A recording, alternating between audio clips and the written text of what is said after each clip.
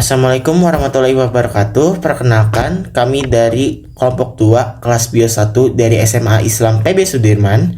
Hari ini kami akan melakukan presentasi mengenai kedatangan Jepang ke Asia Tenggara. Tapi sebelumnya, saya ingin memperkenalkan diri saya terlebih dahulu dan juga rekan-rekan saya.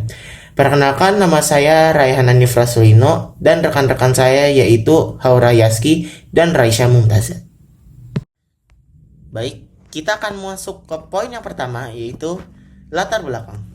Pada akhir tahun 1941, Jepang menyerang pangkalan Angkatan Laut Amerika Serikat terbesar di Asia Pasifik, yaitu Pearl Harbor.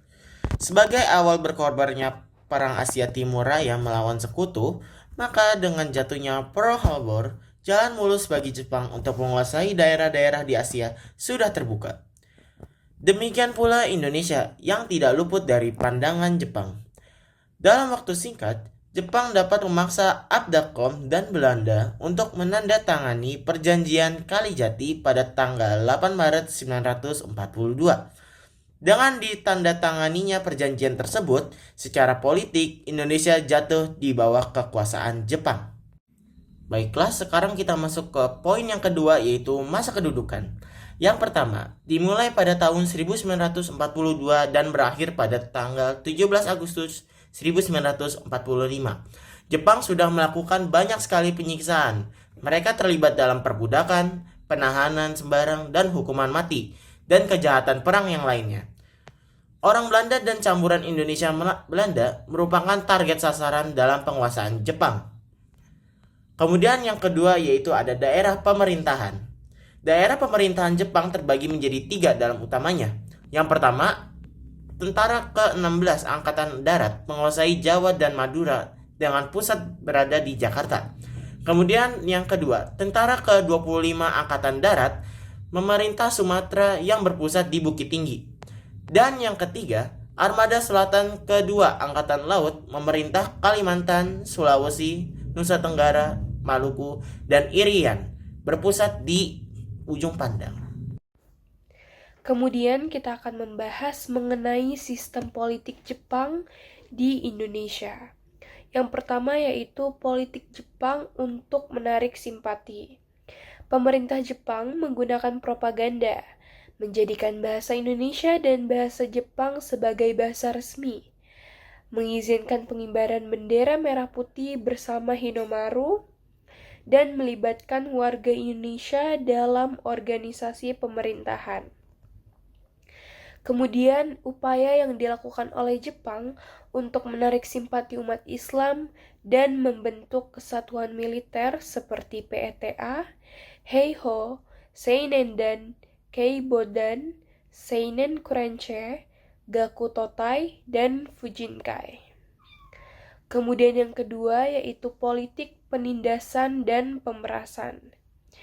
Para petani dipaksa menyerahkan sebagian besar padi dan ternak.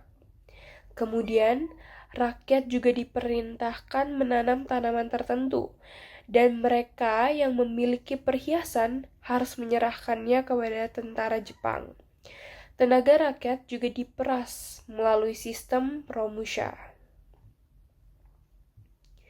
Kemudian masa penjajahan Jepang di Indonesia. Pada tanggal 8 Maret 1942, Jepang mendarat di Kalimantan untuk menguasai sumber minyak mentah. Kemudian pada tanggal 9 Maret 1942, Belanda menyerah pada Jepang. Kemudian Jepang menggunakan propaganda, yaitu yang pertama, Gerakan 3A. Jepang Pemimpin Asia, Jepang Pelindung Asia, dan Jepang Cahaya Asia. Yang kedua adalah Jepang adalah saudara tua Indonesia. Yang ketiga, Jepang membentuk putra. Yang keempat, Jepang bertujuan untuk membebaskan Indonesia dari penjajahan. Kemudian tentara Jepang juga dikenal dengan Bala Tentara Nippon, adalah sebutan resmi pemerintah militer pada masa pemerintahan Jepang. Sejak tanggal 7 Maret 1942, Tentara Jepang memegang kekuasaan militer dan segala kekuasaannya yang dipegang gubernur jenderal masa Belanda. Yang selanjutnya dibahas adalah pemberontakan Indonesia. Pemberontakan ini timbul akibat kekerasan yang diterima bangsa Indonesia. Yang pertama adalah pemberontakan PETA di Blitar dipimpin oleh Supriyadi. Yang kedua, pemberontakan PETA di Cilacap. Yang ketiga, pemberontakan kaum tani di Singaparna yang dipimpin oleh Kiai Haji Zainal Mustafa. Dan yang terakhir, ada perlawanan di Cot Plieng, Aceh di bawah pimpinan Teungku Abdul Jalil. Yang selanjutnya yang akan kita bahas adalah dampak pendudukan Jepang bagi bangsa Indonesia. Yang pertama adalah bidang politik. Organisasi politik di Indonesia dibubarkan dan tidak lagi berkembang. Yang kedua adalah bidang pendidikan. Pendidikan berkembang lebih pesat dibandingkan masa Hindia. Lalu, kesempatan sekolah diperluas oleh pemerintah Jepang. Lalu, bahasa Indonesia digunakan sebagai bahasa pengantar di sekolah. Yang ketiga adalah bidang militer. Pemuda diberi pendidikan militer melalui PETA. Lalu lulusan PETA menjadi inti kekuatan perjuangan kemerdekaan. Lalu yang keempat adalah bidang sosial. Yang pertama diperkenalkan sistem tonarigumi atau disebut rukun tetangga atau lebih singkat RT. Lalu kehidupan sosial memburuk karena beban memenuhi kebutuhan perang Jepang. Lalu kerja paksa atau romusa yang menyebabkan kematian dan penderitaan. Lalu, yang paling parah adalah banyak wanita yang dijadikan jugun yanfu atau bahasa kasarnya adalah wanita penghibur. Lalu kita masuk ke perjuangan bangsa Indonesia untuk mencapai kemerdekaan. Selain adanya pemberontakan dan perlawanan para pemimpin, kita dalam memperjuangkan untuk mencapai kemerdekaan pada masa pendudukan Jepang, yaitu menggunakan dua cara.